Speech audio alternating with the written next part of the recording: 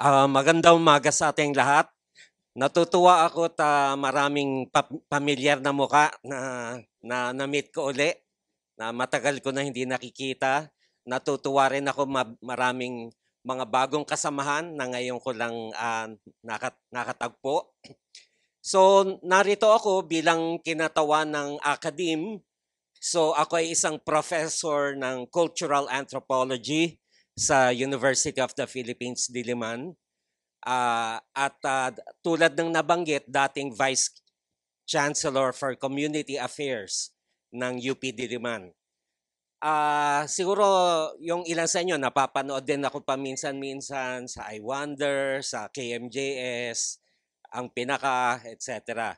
na nagsasalita tungkol sa mga usaping pangkultura sa Pilipinas. So natutuwa ako at sinusuportahan ang manifesto ng Paul Phil.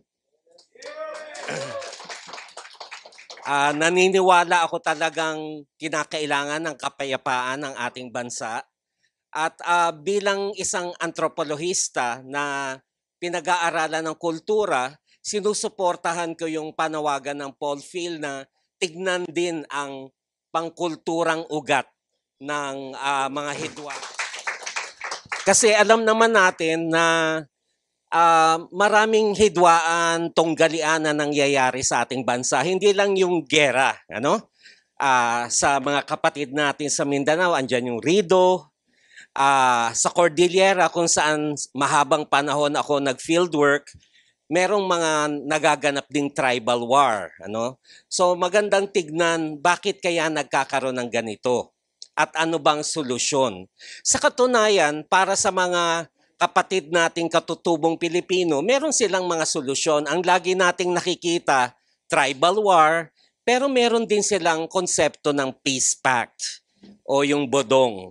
So, dapat tignan natin ang mga modelong ito kung papaano tinutugunan yung ugat ng mga suliranin sa ating lipunan. Pero syempre sa mas mataas na antas, dahil pambansang usapin ang ating pinag-uusapan.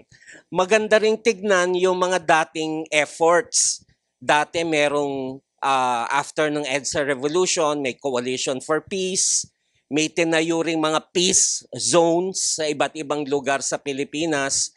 Tignan natin saan ito nagtagumpay, saan ito nagkulang. At ano yung mga paninibagong approach na maaari nating gawin.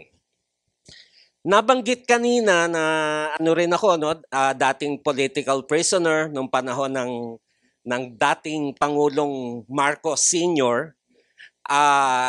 Nakulong ako sa Camp Dangwa, Benguet at na-torture sa loob ng prison. Pero meron akong hindi makakalimutang karanasan doon. Dahil sa loob ng kulungan, syempre, malaking kalaban mo, boredom, ano? Mag-isa ka lang, malungkot, ganyan. Pero merong isang, noon under ito sa Philippine Constabulary, PC.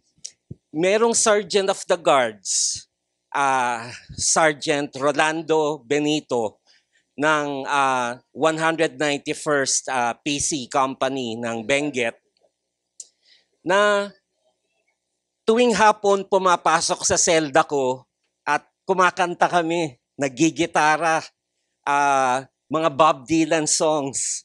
So dito ako na-uplift, natutuwa.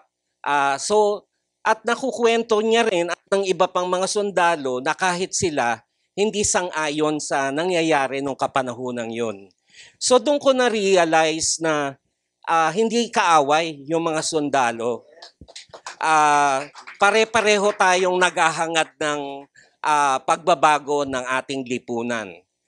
Meron nga lamang sila, ang mahirap kasi, siguro sa parehong parte, no, may sinusunod kasing kautusan, ganito dapat, ganito dapat. Kaya natutuwa ako na kasama natin ang mga retired at sana pati aktibo na mga sundalo sa paghahanap ng kapayapaan.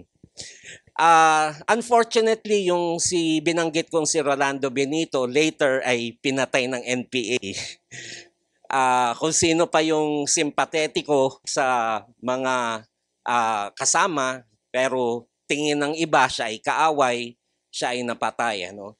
Hindi dapat ganito ang nangyayari sa ating lipunan. Tayo ay magkakapatid, may iisang bansa tayo, kinakailangan magtulungan tayo at magkasundo ano bang agenda natin para sa pagbabago. Ano man tulad ng nasabi, ano man yung ating orientasyon, ideolohiya, relihiyon, pero lahat tayo ay mga Pilipino. Gusto ko rin banggitin na ako ay may dugong Chinoy sa linya ng aking nanay at kaming mga Chinoy, hindi rin kami sang-ayon sa ginagawang pananakop ng China sa ating bansa.